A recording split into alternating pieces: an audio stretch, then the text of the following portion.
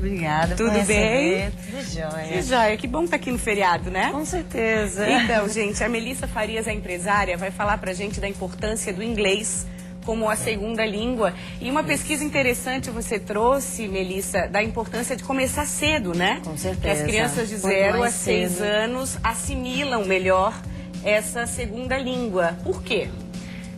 Nós temos que ter em mente que são duas vertentes. Uma sobre a neurociência e o outro desenvolvimento infantil. A neurociência trabalha com o cérebro e suas funções, né? E o desenvolvimento infantil, toda a parte do aparelho fonador, do pálato. Então, o que se sabe hoje? Então, esse tema é super importante para pais e educadores.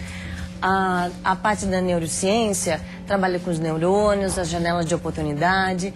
As janelas de oportunidade vêm a agregar na parte da educação nesse sentido. Então, até 6 anos, as crianças estão com todas as janelas abertas, propícias para adquirir conhecimento. Então, a criança tem mais facilidade em adquirir, ela aprende naturalmente, ela descobre os sons, então ela vai ter mais facilidade de pronúncia, né? Onde vem essa parte do desenvolvimento infantil. Parece que flui mais fácil, assim. Rapidamente. Tá. A criança, através da música, né? Onde vem a memória de longa duração e de curta duração. Isso é importante falar, né, Melissa? Que a gente vê os cursos de inglês hoje tem muito conteúdo de forma muito atraente para as crianças. Não virou obrigação chata de ter que ir para aula de inglês. Eles trabalham com música, com conteúdo muito mais fácil e prazeroso de ser assimilado, né? Isso, porque se sabe que a memória de longa duração é através das emoções, através dos sentidos. Então, se a criança aprende a se divertindo, botando a mão na massa, né? Então a criança, essa memória fica guardada. Ela pode, a qualquer momento, né, voltar para as origens, né, e adquirir. Então, prazo, não existe prazo, né? Ela pode mais tarde voltar a falar, pode ficar um tempo sem falar e ela vai retomar com esse conhecimento que ela adquiriu quando era pequena. Então, o conhecimento desde pequeno é fundamental. E a gente está falando a partir de que idade, assim, para começar a frequentar uma escolinha? Que tem pais que acham cedo, né? Com 1 ano, 2 anos, é muito cedo, mas já vai se familiarizando, né? Isso. Nós nascemos com um cérebro de 400 gramas. E até os 14 anos, onde a gente forma um cérebro adulto, fica 1,5 quilos. Então, tudo isso por causa das conexões que se faz.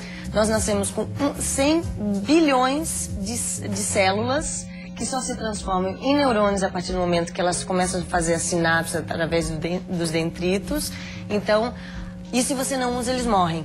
Tá. Então, isso é muito importante. A coisa de estimular mesmo. Estimular. Tá. Até um termo que se usa é malhar o cérebro, né? Então, quanto mais estímulo você der para o seu filho até os 10 anos, é fundamental. Sabemos que tem as janelas de oportunidade, que tem as fases apropriadas para determinados conhecimentos, para determinadas aptidões, para você poder estar estimulando essas aptidões. No caso do inglês, seria em que idade, então? Até 5 anos. Tá, mas até a partir de que idade? Quando nascemos, entre 4 e 10 meses, o infanto, né, a criança, já começa a perceber sons e fonemas. Então, desde a hora que nasce, desde os 4 meses de idade, se você tiver a oportunidade de estar botando música, de estar falando outras línguas, de estar botando ele em contato com outras vivências, isso é muito importante. Então, logo que nasce. Hoje em dia não tem mais idade. Tá, e essa importância, claro, sem dúvida, inglês hoje é a segunda língua. A gente olha o mercado de trabalho, exige, né, que tenha inglês no currículo. E essa facilidade ajuda para uma terceira, para uma quarta língua também? Com certeza. Influencia, começando mais cedo? Com certeza, porque através da neurociência, a gente, né, com os estudos, se descobriu que foi um estudo americano, se descobriu que quando você aprende mais cedo, a segunda língua vai para o mesmo lugar do cérebro que a língua materna. Então você só é considerado bilíngue quando você adquire nessa janela de oportunidade que é 5, 6 anos, que o inglês e o português, vamos dizer assim, no caso do Brasil, seriam adquiridos juntamente. Então a criança é bilíngue. Se ela aprende a posteriori, então ela não se torna bilíngue. Ela adquire uma segunda língua, mas é armazenada em outra parte do cérebro, não no mesmo lugar que a língua materna.